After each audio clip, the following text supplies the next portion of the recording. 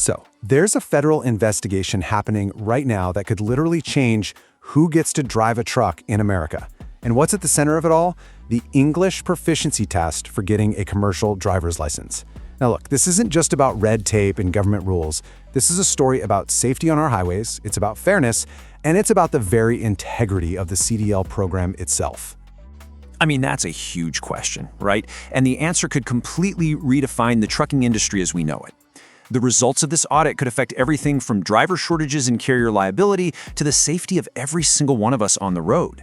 So let's really dig in, unpack what's going on, why it's all happening now, and what it really means for you. All right, here's the game plan for today. First, we're going to look at the government watchdog that's kicking this whole thing off. Then, we'll get into the weeds of the specific English rule they're looking at and explore the decades of debate that brought us here. After that, we'll talk about why this is such a big deal, what could happen next, and what it all means for the most important thing, your compliance bottom line. Okay, so first things first, who exactly is running this show? Who are they targeting, and what are they really hoping to find? Let's get right into the details of the audit itself. Okay, so let's mark the date, September 19th. That's when the ball really got rolling. That's the day a federal watchdog group, the Office of Inspector General, announced it was launching this audit. And let's be crystal clear, this wasn't just some routine checkup. This is a highly targeted investigation.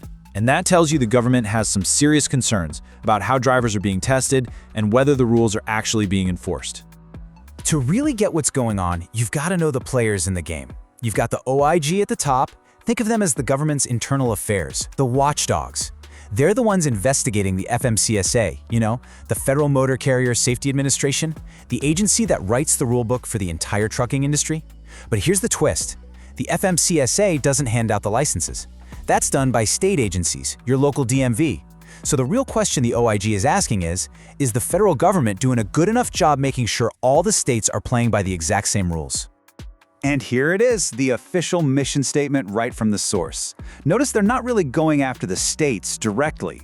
They're investigating the investigators. It's like a quality check on the entire system. Is the head office in DC making sure that every single branch office across the country is following the same playbook, down to the letter? That's what they're trying to figure out. So, to really wrap our heads around this audit, we've got to zoom in on the specific rule that's causing all the fuss. What does the law actually say about language and the CDL test? Well, the answer is a little more complicated and frankly, a lot more important than you might think. This one sentence right here from the OIG's announcement is the legal bedrock for this entire investigation. It says the skills test, that's the hands-on behind-the-wheel driving part, must be administered in English. You see that? No maybe, no sometimes, no wiggle room. That one little word, must, is the reason this whole audit is happening. And this is where things get really interesting, and it's a super important distinction to understand. The CDL exam has two main parts, right? You've got the knowledge test, the written part. For that, there's some flexibility. States can, and many do, offer it in different languages. But the skills test, the part where you're actually in the truck with an examiner giving you commands, that is federally mandated to be in English, period. The whole point of this audit is to find out if every single state is enforcing that strict rule, with zero exceptions. Now, if you're thinking, this whole debate sounds familiar, you're not wrong. This audit didn't just pop up out of nowhere. To really get why this is happening now, we need to follow a trail of warnings, complaints, and red flags that goes back more than 20 years. See, this isn't just a sudden thing. It's the result of years of pressure building up. The first big alarm bell went off way back in 2002. An OIG audit found huge security risks in CDL testing. Fast forward to 2022, and a trucking industry group formally petitions the OIG, pointing right at the inconsistent enforcement of this English rule. You can see the pattern, right? First a warning about fraud, then the industry itself complains about consistency, and that leads directly to the high-stakes audit we're seeing today. And you just gotta listen to the words they used back in that 2002 audit. They're talking about an alarming threat and warning that the system couldn't stop people from fraudulently getting a CDL. I mean, this wasn't some polite suggestion. It was a full-blown siren, a major warning that the whole system was at risk and that it was a direct threat to public safety. Then, in 2022, the pressure started coming from inside the industry. A coalition of small carriers and owner-operators basically went to the government and said, look, we've got a total patchwork of enforcement out here. The rules are different from one state to the next, and it's causing chaos and an unlevel playing field. They were demanding consistency. And while nothing happened right away, the message was sent loud and clear. The industry itself wanted this problem fixed. So you might be thinking, okay, but why should I care about this if I'm not a carrier or working at the DMV? Well, because this isn't just about government paperwork. The outcome of this audit is going to have real, tangible consequences for every single person who drives on our highways. Let's talk about what's really on the line here, because it's a lot. It starts with the highway safety. I mean, can a driver read a critical road sign or understand instructions from a cop in an emergency? Then you have the integrity of the CDL itself. If the standards aren't the same everywhere, the license starts to mean less. For drivers, it's about basic fairness. And for carriers, listen up, this is a massive liability issue. When you hire a driver, you're on the hook. You have to be absolutely certain their CDL is legit and they meet every single federal requirement. This is really the million-dollar question, isn't it? And honestly, there are passionate, totally valid arguments on both sides. On one hand, you can't deny that clear communication is critical for safety.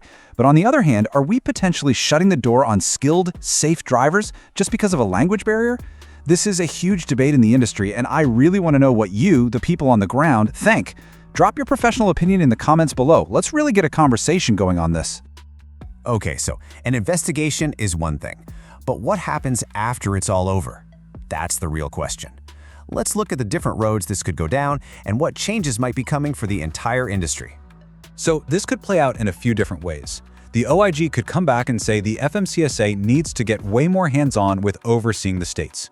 They might create brand new, super specific guidelines on how you verify English proficiency.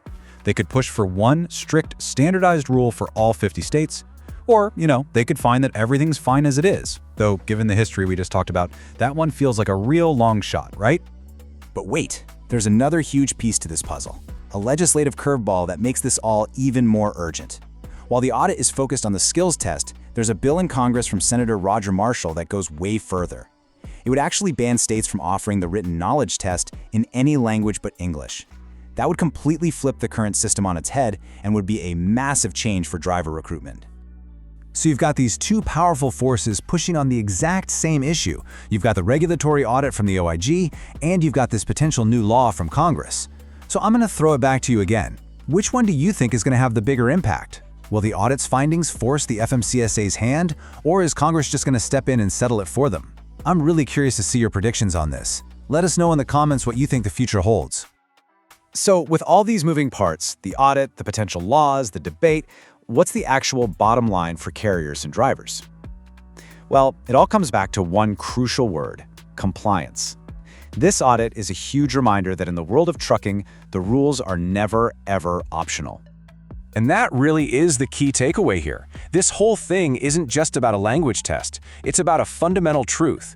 Every single regulation, from English proficiency to hours of service to your drug and alcohol program, they all work together to form the foundation of a safe and, more importantly, a legally defensible operation.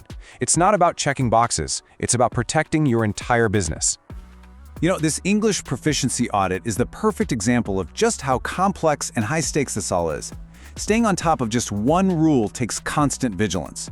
A truly compliant operation is built on a few key pillars. You have to rigorously vet every single driver qualification, you have to maintain a rock-solid DOT-compliant drug and alcohol program, and you have to be constantly watching for regulatory changes. It's a full-time job, which frankly is why so many successful carriers partner with an expert like LabWorks USA.